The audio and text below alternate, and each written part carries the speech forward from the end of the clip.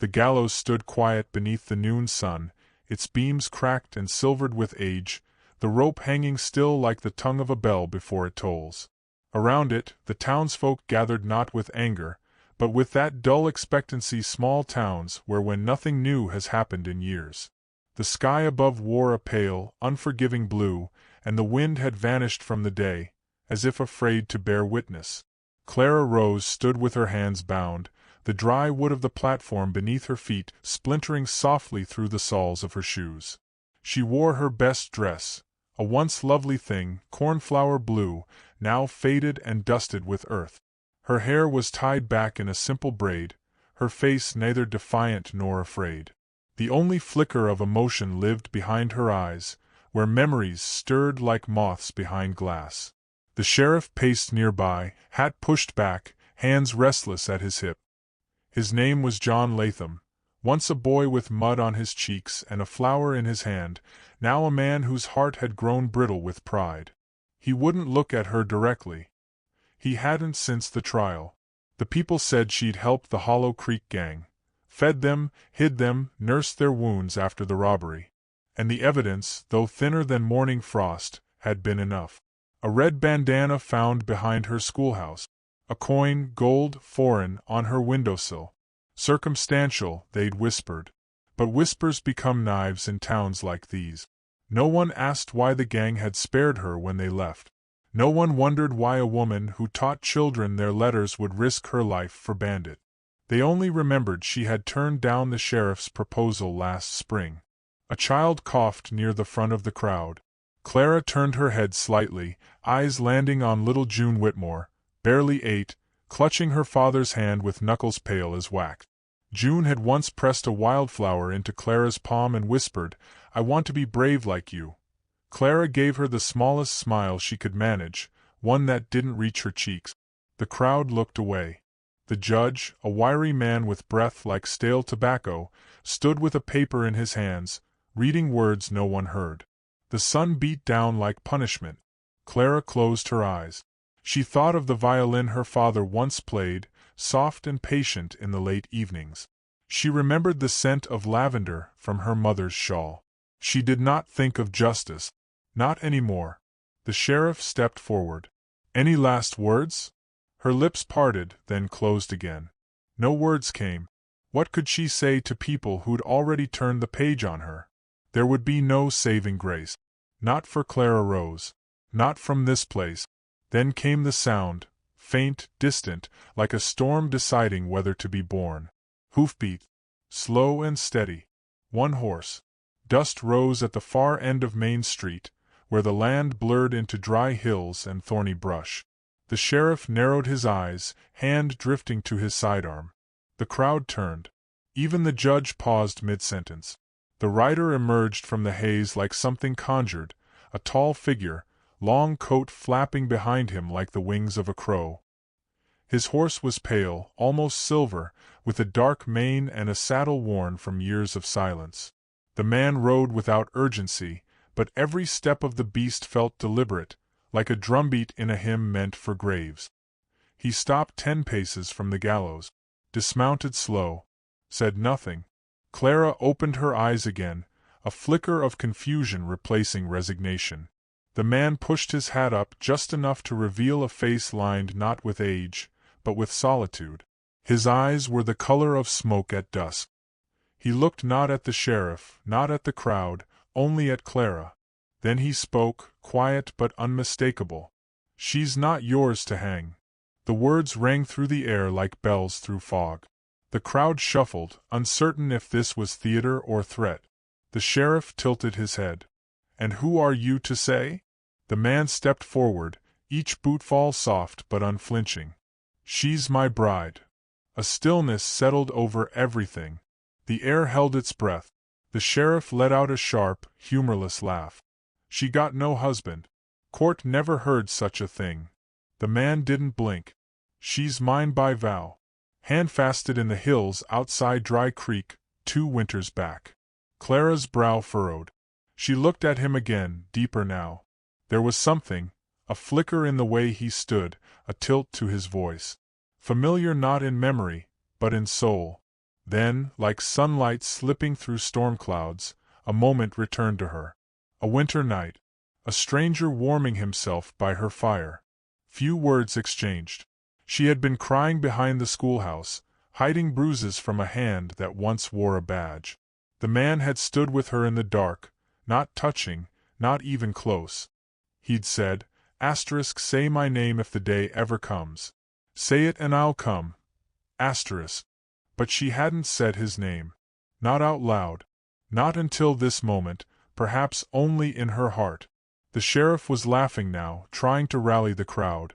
"This is a fairy tale, you all hearing this? Handfasting ain't law." The man's hands were empty. His holster untouched. "Neither is hanging an innocent woman. But here we are." People shifted uneasily. June Whitmore's father stepped back into the crowd, shielding the child from the rising tension. The judge fumbled with his papers.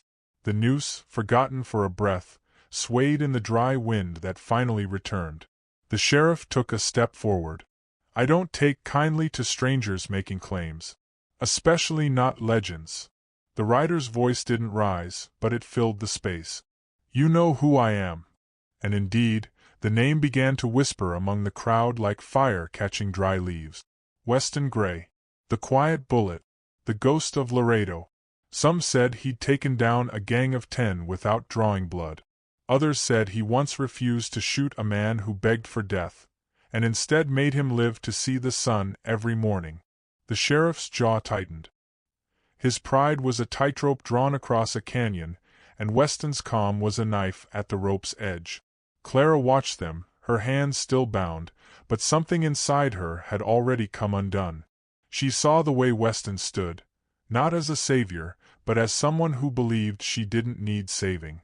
The crowd, once leaning forward with the hunger of spectacle, now leaned back, uncertain, thoughtful. They looked at Clara again. Some saw the schoolteacher. Some saw the woman who never wept during the trial. A few, perhaps, saw someone who deserved to be more than a story pinned to a scaffold. The judge cleared his throat, voice thin. "We'll need proof. Marriage papers. Witnesses." Weston turned to Clara. "Do you want to come down?" She hesitated. Looked out at the faces she'd once trusted. She saw their doubt, their shame, their cowardice. And she saw June, whose hand now pointed gently toward the rider. Clara stepped forward. The sheriff barked, "You take another step?" But Weston raised his hand, not toward a weapon, but toward Clara, open and steady like the earth itself. She stepped off the platform. The noose swung free behind her like a useless lie. A murmur spread. No one moved to stop her. She reached Weston. Stood before him. He said nothing. Neither did she. But the wind moved between them like music. She took his hand. They walked past the sheriff, past the judge, past the townsfolk who parted like wheat before a storm. Weston lifted her onto the pale horse, then climbed up behind her. With a gentle tug of the reins, they turned. No one followed. The last thing Clara saw before the dust rose behind them was the gallows, still standing, empty and quiet, as though it had only been waiting to be forgotten. The road eastward curved like a question without an answer, winding through stretches of dry grass and whispering hills. The sun hung lower now, losing its bite, its light falling softly on the backs of 2 riders and a silver-dusted horse. Dust kicked up in lazy swirls behind them, too tired for haste. Clara sat forward, hands resting in her lap, wrists red where the rope had burned her. The man beside her said nothing. But his silence wasn't the kind that demanded anything. It allowed her to breathe. They rode until the town disappeared entirely, until the wind no longer carried voices or judgment. The land opened, unbothered and vast. The sky stretched wide and empty, a ceiling that never leaned close enough to understand sorrow. He stopped the horse by a dry creek bed, shaded by cottonwoods. The water there was shallow and cool, flowing like it had nowhere else to be. He dismounted and offered his hand, not as a command but a question. Clara took it. Still, he hadn't given her his name. She stood on the bank, arms crossed against the breeze that carried the scent of dust and sage. He crouched at the water's edge, filled a canteen, then poured a stream of clear water over a worn handkerchief. Quietly, without looking at her, he said, "May I?" Clara nodded. He stepped close, slowly, and began to clean the wounds at her wrist. The cloth was rough, but the touch was careful. As he worked, she studied his face, a face more lived in than aged. Creased not from frowns, but from long years spent in thought.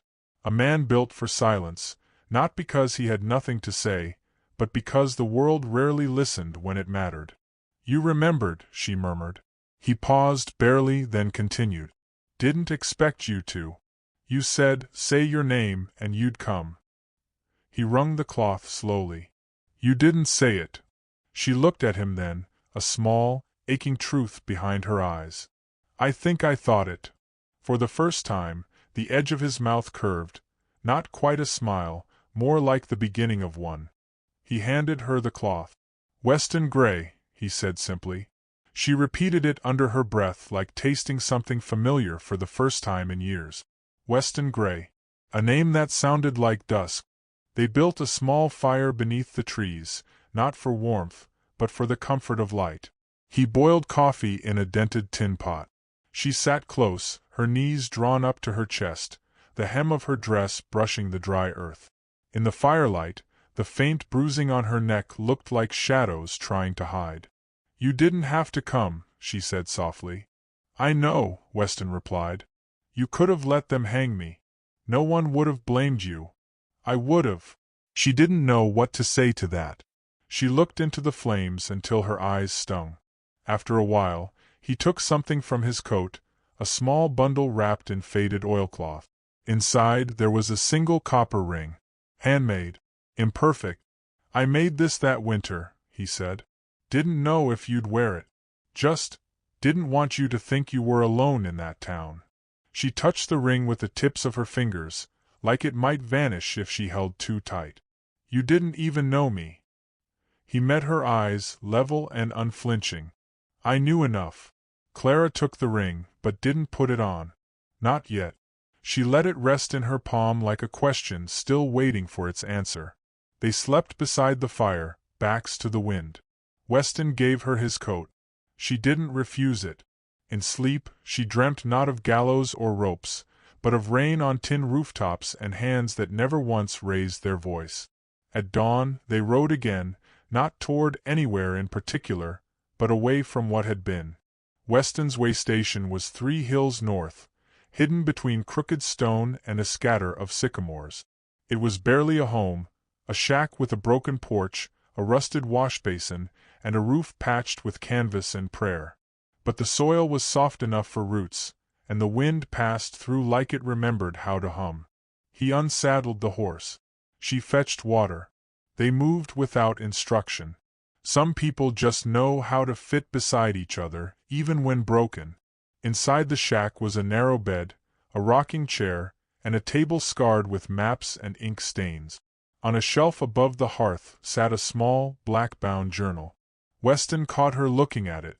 "Songs," he said. "Or things that almost became songs. You play." "Used to." Stopped when there weren't any ears worth hearing. She wanted to ask more, but didn't. They were still learning each other's silences.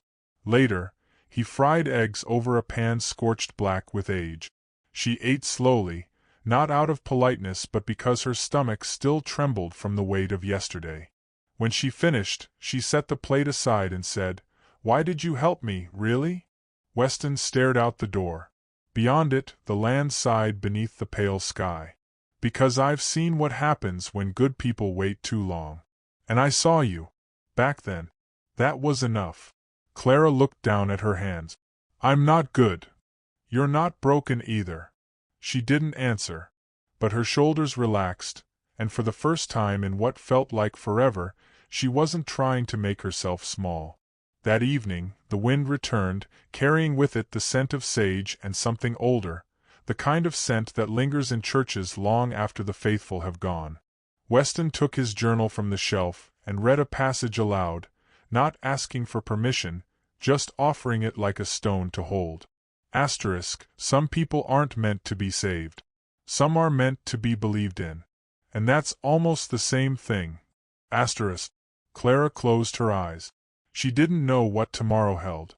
She didn't know if the sheriff would come, or if the town would forget, or if Weston would tire of carrying ghosts that weren't his.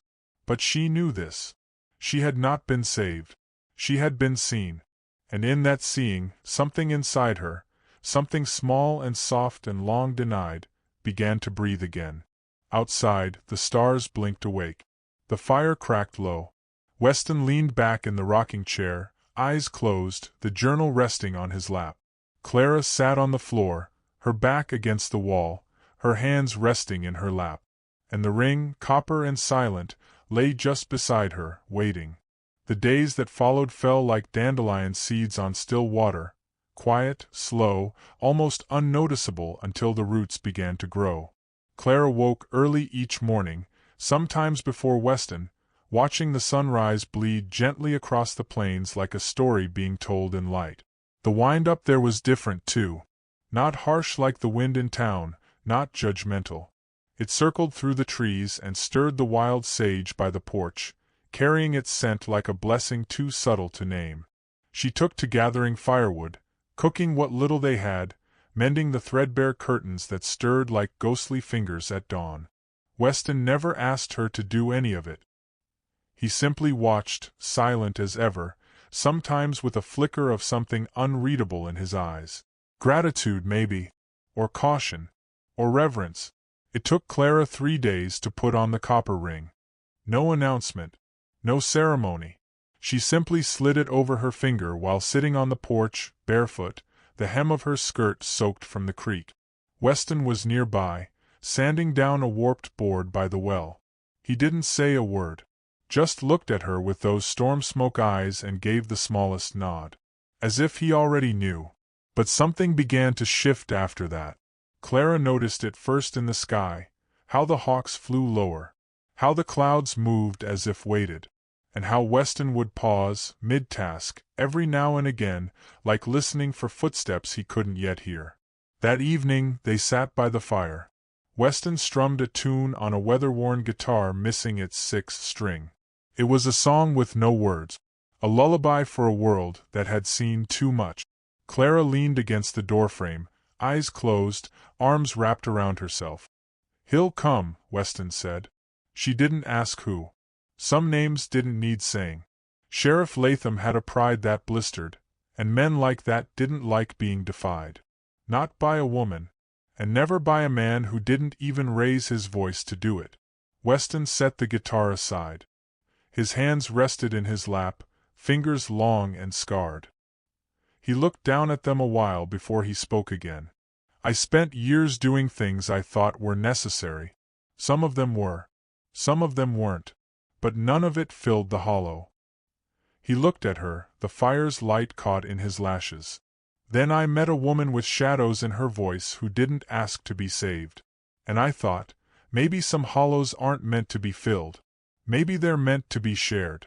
Clara said nothing, just reached out, slowly, and placed her hand over his. They sat like that until the moon rose full and pale over the ridge. The next morning brought heat. Dry, brittle heat that made the trees restless and the air tense. Weston left before breakfast, said he needed to check the traps by the canyon ridge. Clara watched him ride off, a tall shape against the flickering horizon. She wasn't worried yet. She busied herself with sweeping, folding, humming an old hymn her mother used to sing with vinegar on her breath.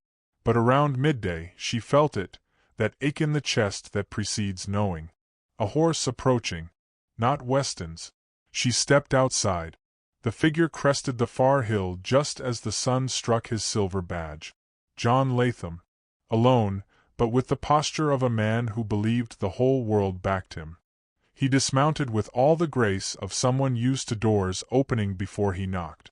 Clara stood her ground, hands at her sides, chin high. "Didn't think you'd make it this far," he said. "Didn't think he'd get you out." "He didn't get me out," Clara replied. "I walked off the gallows myself." He chuckled, slow and mirthless. "Always had a mouth on you. You know, you could have had comfort, respectability. A name folks admired. I had that. It wore a badge and left bruises. Latham's jaw twitched. You're still mine, Clara. You think running to some desert saint makes you clean? Makes you worth something again? Clara didn't move. I was always worth something. You just couldn't see it. He took a step forward, and though he didn't raise a hand, his shadow stretched long toward her. She didn't flinch. She'll never love you, he spat, eyes darting to the side. Weston had returned, his boots already hitting the earth. She doesn't know men like us. She only knows how to run. Weston said nothing, just stood beside Clara, quiet and still. The kind of stillness that came after storms.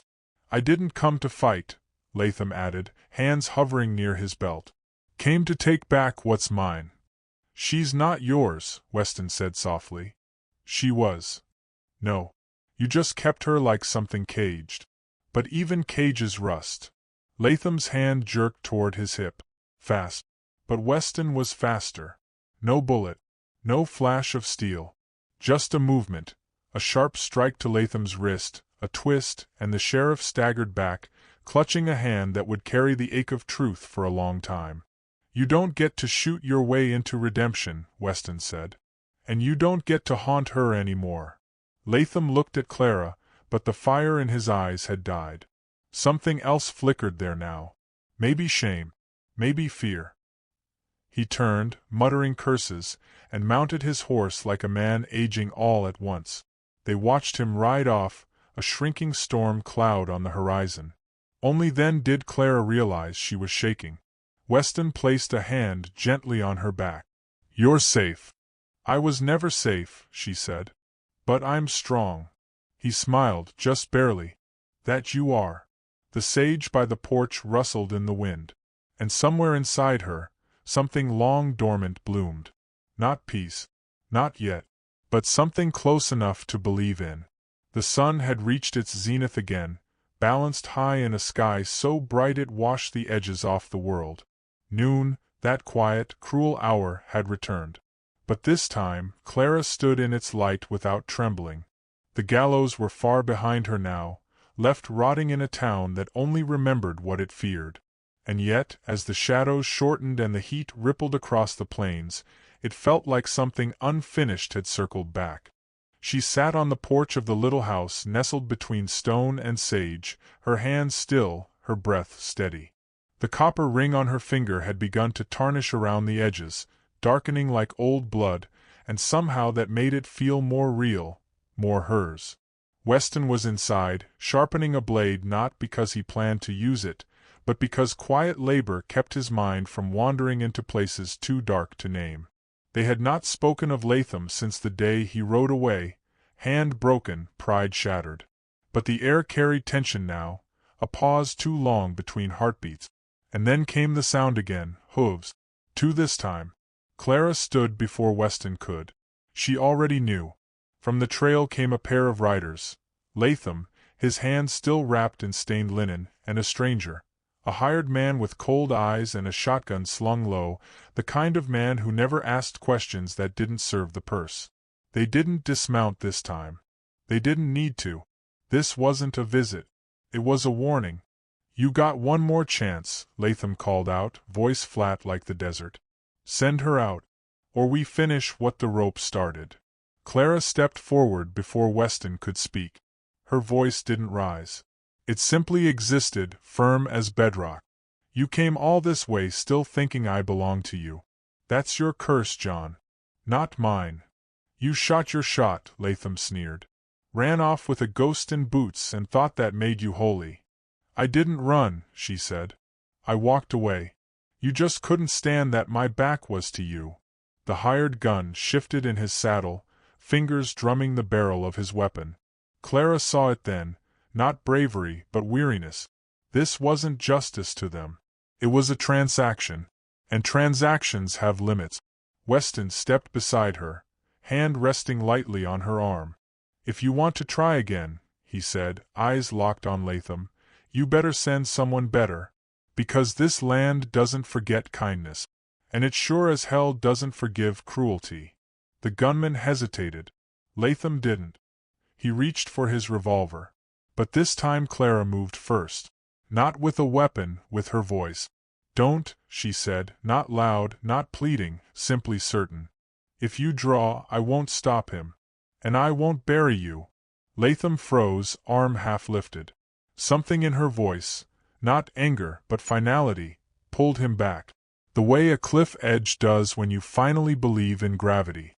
She took a step forward. "I forgive you," she said. "But I'll never return to you." Forgiveness is a strange kind of blade. It disarms without drawing blood. It slices through the lies a man tells himself to keep his hate alive. Latham looked away. The gunman gave a quiet grunt and turned his horse. Without another word, they rode off, slower this time. Less like men returning from war, more like boys walking away from a truth too large to carry. Clara stood until the dust settled. Until the wind picked up again. Until her heart remembered its rhythm. Weston said nothing. Just stepped behind her and rested his forehead to the back of her head, his hand sliding down to clasp hers. Later, as the sun softened and the light tilted westward, they worked in the soil behind the shack. Clara planted sage. Not because it would grow fast, but because it would stay. She liked that. Things that stayed. She pressed her hands into the dirt and thought of gallows, of the noose, of the people who watched her without blinking, without questioning, without believing there was more to her than what they'd been told. And she thought of Weston, the man who believed in her before she believed in herself. She turned to him, brushing dust from her cheek. "You knew I'd survive, didn't you?" Weston looked up from where he was clearing brush. "No. I just hoped you'd remember what it felt like to be alive." They worked until dusk, then sat beneath the sycamore tree, sharing bread and silence. And when night came, full and velvet, stitched with stars, Clara leaned her head against his shoulder and whispered, "I think I've found my way home." Weston didn't answer. He just held her hand, warm and solid. Above them, the stars blinked. Below them, the earth exhaled. And somewhere inside her, the rope loosened at last, not from her neck, but from her memory. She was no longer the girl who was almost hanged. She was the woman who walked through fire and found someone waiting, not to save her, but to see her. And in the quiet hush of the high plains, that was enough. It was always enough.